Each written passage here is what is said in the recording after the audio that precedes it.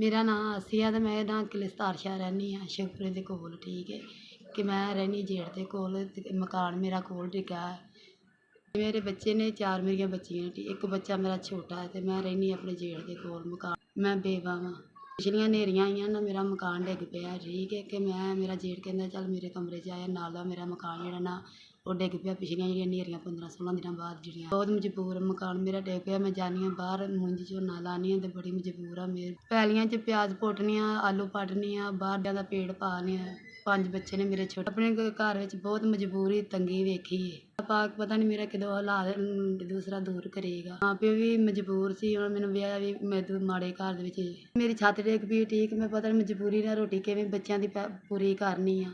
दी वजह नाल मेरे बच्चे भी रुल गए, मैं भी रुल गई हाँ। पता नहीं किवें वक्त टालिया, किवें मजबूरी दूर करन डई।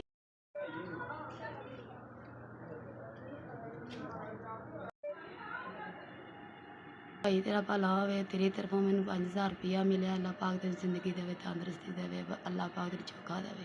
ਤੁਸੀਂ ਰਹਿੰਦੇ ਅੱਲਾ ਖੁਸ਼ ਰਹੋ, ਅੱਲਾ ਬਾਦ ਰਹੋ, ਅੱਲਾ ਚੋਖਾ ਚੋਖਾ ਅੱਲਾ ਤੁਹਾਨੂੰ ਪੈਸੇ ਜਿਹੜੇ ਮੇਰੇ ਵੀਰ ਤੁਹਾਡੀ ਜਨਾਬ ਤੋਂ ਆਏ ਨੇ ਕਿ ਮੈਂ ਬਾਲੇ ਬੁੱਲੇ ਲੈ ਆਵਾਂਗੀ। ਚਲੋ ਕੋਈ ਥੋੜੇ ਬਾਲੇ ਆਸੇ ਪਾਸੋਂ ਕਰ ਲਵਾਂਗੀ ਤੇ ਆਪਣੀ ਛੱਤ ਲਵਾਂਗੀ। ਜ਼ਿੰਦਗੀ ਦੇਵੇ, ਤੰਦਰੁਸਤੀ ਦੇਵੇ, ਅੱਲਾ ਚੋਖਾ ਚੋਖਾ ਵੀਰ ਤੁਹਾਨੂੰ